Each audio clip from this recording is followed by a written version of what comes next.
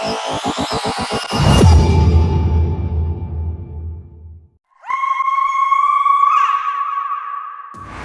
के जाने माने रईस हीराचंद और उनकी पत्नी सुजाता की चमचमाती महंगी कार बंगाल की एक पुरानी बस्ती की सुनसान गली में एक बेरौनक से पुराने मकान के बाहर आकर रुकती है। सुजाता, ये तुम मुझे किस जगह लेकर आई हो? ये तो कोई गरीबों की बस्ती लगती है। यहाँ ऐसा क्या है? हीराचंद के कुछ भी समझ में नहीं आ रहा था कि सुजाता उसे ऐसी अजीब सी जगह क्यों लाई है, जिस मकान में दिन में भी अंधेरा दिख रहा था और धुआं उठ रहा था। आप मेरे साथ अंदर चलिए, सब समझ जाएंगे। यहाँ हमारी हर समस्या का समाधान मिलेगा। सुजाता और हीराचंद आशंकित कदमों से उस मकान में दाखिल होते हैं। तभी उन्हें किसी महिला की बाहरी आवाज सुनाई पड़ती है। चले आओ, चले आओ। हीराचंद ने देखा कि उस मकान के अंदर अंधेरा था। अचानक हीराचंद की निगाह एक कमरे की ओर पड़ी, जिसके अंदर हल्की हल्की सी रोशनी आ रही थी और उस कमरे के अंदर से धुआं उठ रहा था।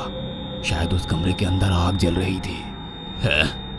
ये किसकी आवाज है? यहाँ इतना अंधेरा क्यों है और ये धुआं कैसे उठ रहा है? मेरा तो यहाँ दम घुट रहा है। सुजाता और हीराचंद धीरे धीरे कदमों से उस कमरे के अंदर चले गए। अंदर वाले कमरे में बिखरे बाल वाली एक खूबसूरत सी बूढ़ी औरत सामने जल रही आग में एक मुर्गी की गर्दन काटकर उसका खून गिरा रही थी और मुर्गी का शरीर छटपटा रहा था। ये देखकर सुजाता को उबकाई आने लगी। हीराचंद ने सुजाता की ओर देखकर कहा, तुम ही मुझे यहाँ लेकर आई हो और खुद ही घबरा रही हो। कौन है ये भयानक सी शक्ल वाली औरत और हम यहाँ क्यों आए हैं? अचानक उस औरत ने एक झटके में मुर्गे की गर्दन धड़ से अलग कर दी। ये देखकर सुजाता के मुंह से चीख निकल गई और सेठ हीराचंद भी सहम गया। वो बहुत डरावना नजारा था। ये अघोरा ताई हैं। ये हमें अपनी काली तंत्र विद्या से संतान सुख प्रदान कर सकती हैं। इसलिए मैं आपको यहाँ लेकर आई हूँ। कैसी बात करती हो? जहाँ बड़े से बड़े डॉक्टर सफल नहीं हुए, वहाँ ये मामूली औरत क्या कर लेगी? हीराचंद की बात सुनकर अघोरी ताई ने गुस्से से हीराचंद की ओर देखकर कहा, नादान हीराचंद, काली विद्या में इतनी शक्ति है कि मरे को भी जिंदा कर दे। संतान पैदा कराना कौन सा मुश्किल है? तुम्हें मेरा नाम कैसे पता? क्या तुम सच में हमें संतान सुख दिला सकती हो? तुम जितनी दौलत मांगोगी मिल जाएगी, अगर ये संभव है तो। संतान का नाम सुनते ही हीराचंद की आंखों में चमक आ गई। वह संतान के लिए कुछ भी कर सकता था। तुम लोगों को मुझे एक नवजात शिशु लाकर देना होगा। मैं उस शिशु की बलि चढ़ा दूंगी और फिर वही शिशु तुम्हारे घर में फिर से जन्म लेगा। नवजात शिशु की बलि का नाम सुनते ही सुजाता और हरिचंद डर के मारे सिहर गए, पर उनकी आंखों में उनकी संतान का सपना ज्यादा बड़ा था। वो सब करने को तैयार थे। अघोरा ताई, आप जैसा कहेंगे हम वैसा करेंगे। बस हमें संतान सुख दिला दो। बिना वारिस के हमारी दौलत किस काम की? संतान सुख के लिए अंधे हो चुके सुजाता और हरिचंद अपनी नौकरानी शीला से एक नवजात बच्ची चोरी करवा के अघोरी ताई को दे देते हैं।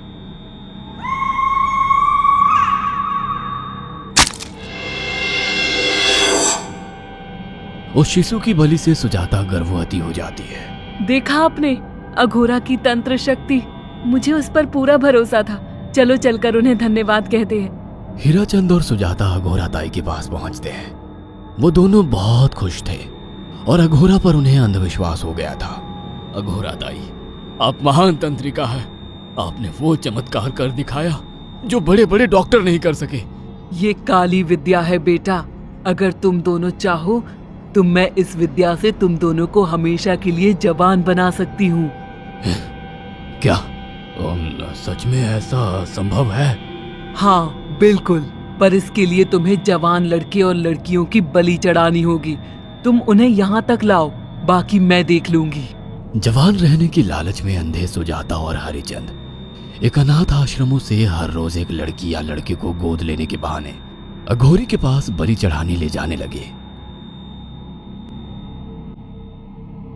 और एक दिन अघोरी ताई ने हीराचंद और सुजाता से इंसानी मांस खाने को कहा। पूरी तरह से इंसान से हैवान बन चुके अब वो दोनों इंसानी मांस खाने के लिए तैयार भी हो गए। ये गर्म खून और मांस खाकर तुम लोगों की उम्र भी बढ़ जाएगी। खाओ इसे। हाँ, सच में ये इंसानी मांस बड़ा स्वादिष्ट है। अघोरा ने अपनी बातों में फंसाकर सुजाता और हरिचंद को नरभक्षी बना दिया था। वो तीनों हर दिन बलि चढ़ाकर खून पीकर मांस खाने लगे। नौकरानी शीला भी नए शिकार लाने में उनकी मदद करती थी, मगर एक दिन शीला को शिकार नहीं मिला।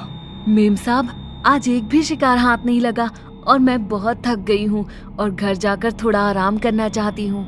कोई बात नहीं शीला, एक छोटा सा काम है, तुम हमारे साथ चलो, लौटते में हम तुम्हें घर छोड़ देंगे।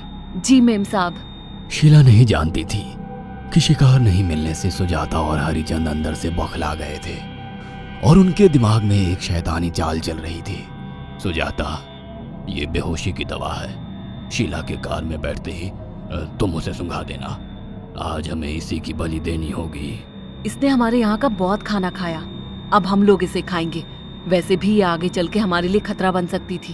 कार में बैठते ही सुजाता शीला को बेहोश कर देती है और वो लोग सीधे अघोरी ताई के यहाँ पहुंच जाते हैं, जहां अघोरी ताई शीला की बलि चढ़ा देती है और तीनों मिलकर उसे नोच कर खाते हैं। अघोरी ताई, हमको बलि चढ़ाते हुए पूरा 1 साल हो गया है। हमारा बेटा भी साल भर का हो चुका है। अब और कितनी बलि देनी होगी? बस एक आखिरी क्रिया और बची है, उसके बाद तुम दोनों हमेशा के लिए जवान हो जाओगे। कैसी क्रिया अघोरा ताई? 3 दिन बाद सूर्य ग्रहण है।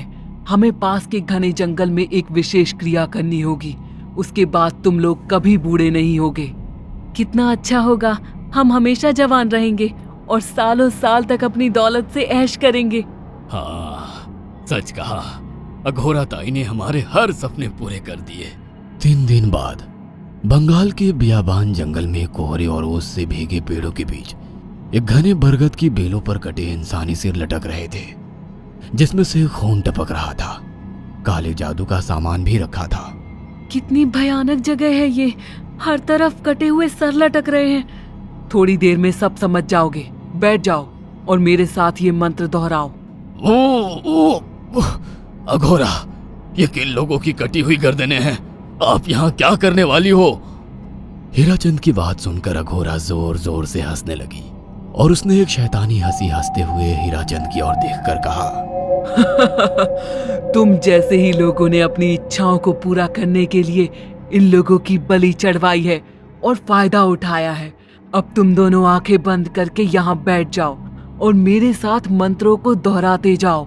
अघोरा ने सुजाता और हरिचंद को वशीकरण मंत्र और काले जादू के इस्तेमाल से सम्मोहित कर दिया और देखते ही देखते वो एक भयानक डायन में बदल गई और चीखती हुई बोली, अब मैं तुम दोनों की बलि चढ़ाकर अमर हो जाऊंगी, क्योंकि तुम लोगों ने 100 लोगों की बलि का खून पिया है। देखते ही देखते उस डायन ने फरसे से एक एक करके सुजाता और हरिचंद की गर्दन काटकर जल रही आग में बलि चढ़ा दी और उनका गर्म खून पीने लगी। जब तक तुम जैसे मूर्ख और लालची लोग अपने फायदे के लिए दूसरों को मेरे पास लाते रहेंगे, मैं उनका फायदा उठाकर ऐसे ही उनकी बलि चढ़ाती रहूंगी। दरअसल अघोरा एक डायन थी और अपना स्वार्थ पूरा करने के लिए उसने हीराचंद और सुजाता की लालच का फायदा उठाकर उनकी भी बलि चढ़ा दी। बुरे काम का बुरा ही नतीजा मिलता है। अगर आपको हमारी ये कहानी पसंद आई हो तो इसे लाइक और शेयर करना ना भूलें।